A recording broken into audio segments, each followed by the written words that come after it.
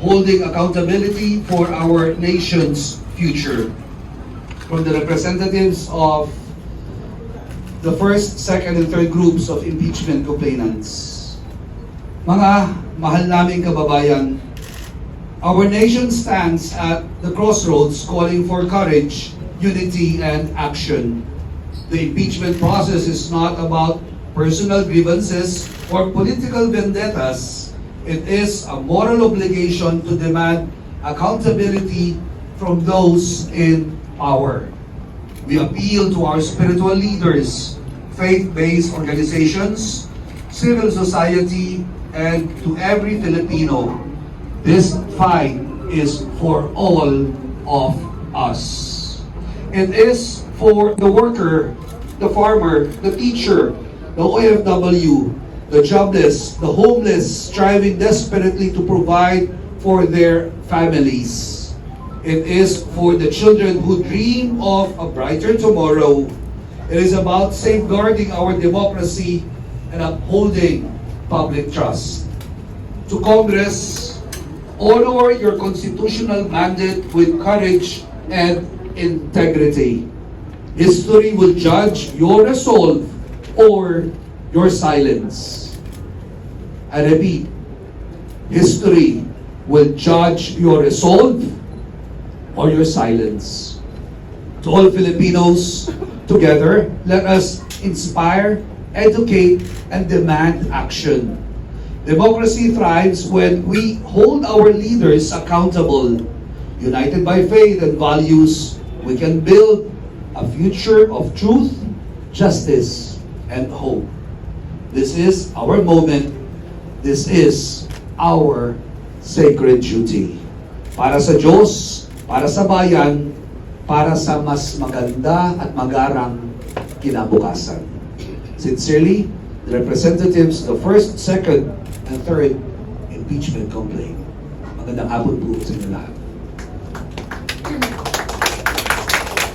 Ngayon po pakinggan natin yung mga paunang salita ng ating mga speakers na invited. Magpapakilala po sa kanila sila at magsasalita ng kanilang mga hinahin.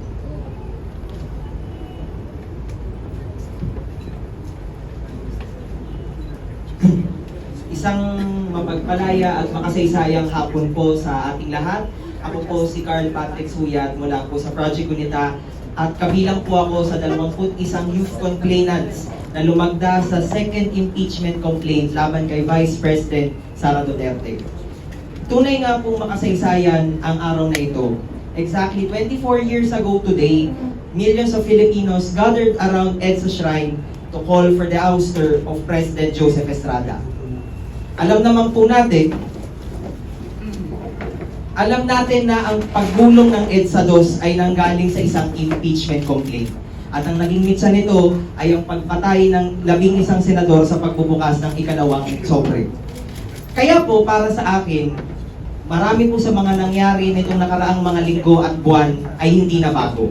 Po natin sa lahat ng naniniwala sa mabuting pamamahala, demokrasya at hustisya, panahon na upang muling magbuklod-buklod sa ngalan ng paniningil at pagpapanagot sa isang opisyal na nagtaksil sa kanyang mandato na paglingkuran ang bayan, katulad ni VP Sara Duterte. Higit sa lahat, ang panawagan po natin sa mamamayan, humaharap muli tayo sa isang sangandaan ng kasaysayan.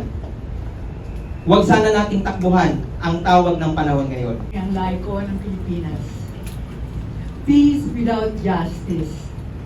Kapayapaan ba o katarungan? Kapayapaan daw, sabi ng isang sekta ng relihiyon. Sa dami nila, parang tama. Pero tama ba yun? Kung walang katarungan? Kita ko dito ang mga dukhang nagsimba kanina. Kasama ang kanilang mga anak, maliliit na mga bata. Kabataan ng kanilang kasalukuyang henerasyon. Sila ba ang sasabihan natin ng kapayapaan? May matutunan kaya sila sa mga leader na walang alam at sinungaling? Sila na inubos ang kaba ng bayan nang walang nakakaalam. Gandang hapon po sa lahat. Ako po si Rodaline Adan. Member po ako ng SOU family sa Payatas. Apektado po ang bawat pamilyang Pilipino.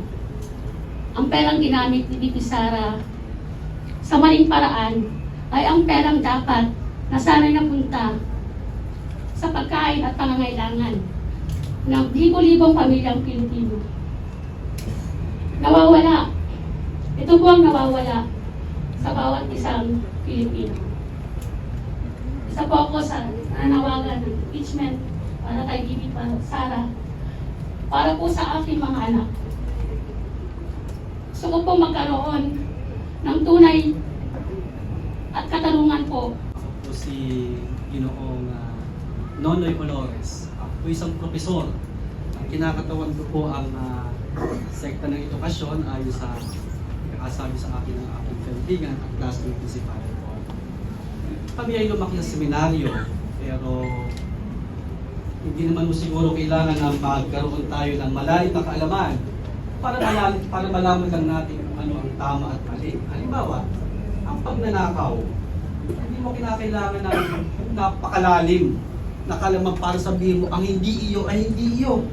People's Choice Movement, interfaith group ng mga individual galing sa evangelicals, Protestants, and Catholics.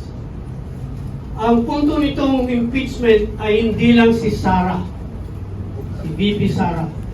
This involves all the public officials na dapat gawin nila yung mandato nila na magserbe sa ating Pilipino. Kaya nandyan yung pinupuntirya natin sa impeachment, yung kasinungalingan at panloloko sa atin ng COMELEC, yung mga commissioners na mandaraya. Nandyan din lahat si Senator Bongo, si Senator sino ba yun? Si Bato de la Rosa, at lahat ng mga involved dyan sa killings. Magandang hapon po sa inyong lahat. Ako po si Pinky Tang. Kasama po ako sa naghain ng ikatlong complaint sa Kongreso.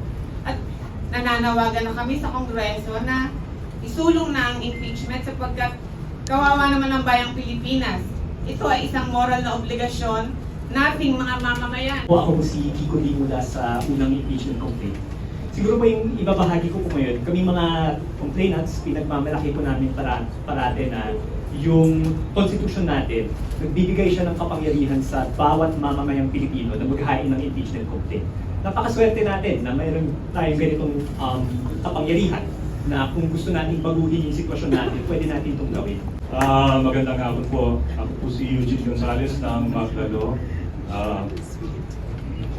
21 years ago, ginising namin kayo nung gabi yun. Dati ako sundalo, ginising namin kayo. Nandito na naman kami, ginigising na naman namin kayo. Okay lang ba yun? Pasensya na po kayo kasi kailangan na natin kumilos. Tama yung sinasabi ng mga kaparian, hindi po magkakaroon ng kapayapaan kung walang katarungan. Sila dito para ipakita tama yung result ng survey. Hindi yung pinakita ng religious sect composed of 2.8 million. Isa pa ho, iniiwasan muna sana namin ito. At least I'm talking in behalf of the first group of complainants na ang final yung complaint was last December 2. Now, naintindihan namin na before the Christmas break, wala na munang magiging aksyon yung House of Representatives dahil ang sabi nila, ang in-announce nila is that gusto muna nilang mag-concentrate sa budget.